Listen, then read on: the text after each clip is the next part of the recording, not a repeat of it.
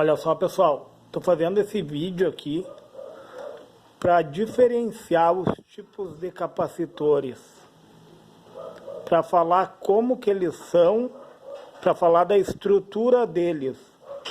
Tipo, esse daqui é um capacitor de poliéster.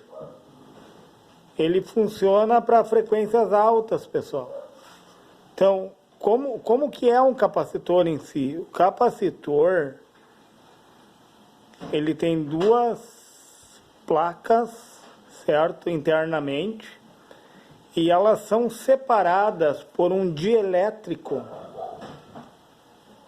Um dielétrico, no caso desse daqui, ó, internamente ele tem um dielétrico de poliéster.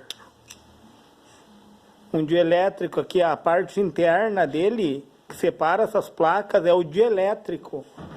Ele é de poliéster. E daí eu tenho aqui, ó, na placa, esse daqui, ó, que é de disco cerâmico, que ele funciona muito bem para frequências mais altas, pessoal. Normalmente esse capacitor aqui, ó, ele é utilizado para fazer desacoplamento ou acoplamento entre circuitos, né? E daí o que ele faz? Ele elimina as resiliências, os espúrios, aquilo que está, as interferências eletromagnéticas. Então, o que acontece? Eu tenho outro capacitor aqui, ó, chamado eletrolítico, porque o dielétrico dele, ele é eletrolítico. Ele é embebido em óleo, pessoal. É um papel enrolado embebido em óleo, eletrolítico. Por isso que ele leva esse nome. E ele tem polaridade, positivo e negativo. Eu não tenho aqui para mostrar para vocês, mas tanto o eletrolítico como o capacitor de tântalo, eles são similares nas suas funcionalidades. Normalmente, eles são usados em fonte chaveada, sabe? O eletrolítico, principalmente. Só que o eletrolítico ele é bem mais barato que o capacitor de tântalo. Tipo, o capacitor de tântalo, ele é um capacitor mais robusto comparado com o eletrolítico. Por quê? Porque ele suporta mais. Enquanto que o eletrolítico, pessoal, normalmente num circuito ali, ó, o primeiro a ser avariado é ele, pessoal. Claro, quando não rebentar o fusível ali, que não acionar um varistor, né? Vamos supor que passou o surto de tensão. O primeiro que é avariado é o eletrolítico. Então, ele é mais barato que o capacitor de tântalo. Eles têm a mesma aplicação. Em contrapartida, o capacitor de tântalo, ele é mais oneroso, eu quero dizer mais caro. E daí eu tenho esse capacitor aqui, ó, que eles chamam de capacitor sólido, que também ele é um capacitor, ele tem polaridade, como o capacitor eletrolítico, ele também é um capacitor eletrolítico, porém ele é um pouco mais robusto. E daí eu trouxe aqui, ó, esse daqui, ó, pessoal. Quem olha diz que é um capacitor. Eu vou aproximar bem para vocês verem. Se tu olhar ele num circuito, isso aí é um capacitor. Não é um capacitor, pessoal. Isso daqui é uma bobina, pessoal. Olha como a estrutura é parecida. Em contrapartida, a funcionalidade dele é como bobina.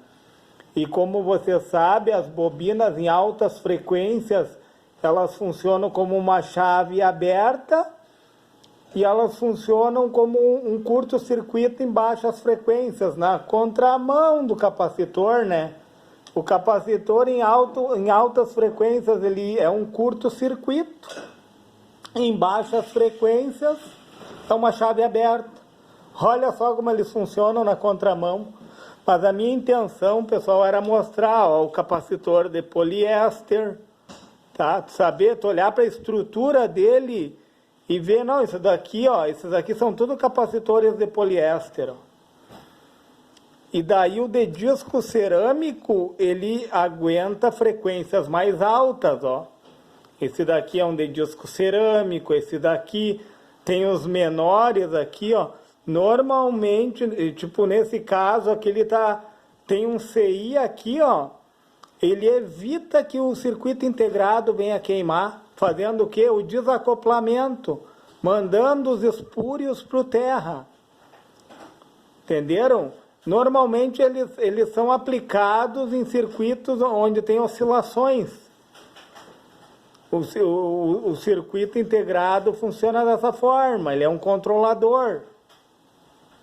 Olha que legal isso, aqui tem mais 2 capacitores de poliéster nessa placa, ó. 2 capacitores de poliéster aqui. Aqui tem vários capacitores de disco cerâmico, ó. E por que de disco cerâmico, pessoal? Porque o dielétrico dele é de cerâmica. O dielétrico do de poliéster é de poliéster. O do eletrolítico é um papel embebido em óleo ali. Aí tem outros capacitores, tem de papel filme, tem vários tipos de capacitores, mas os que são mais utilizados para as aplicações é eletrolítico, tá? Quando tu olhar para uma placa e tu vê esse capacitor aqui, vários desses capacitores aqui, ó, que é o capacitor sólido, pode ter certeza que essa placa é de boa qualidade, porque ele é um capacitor mais robusto.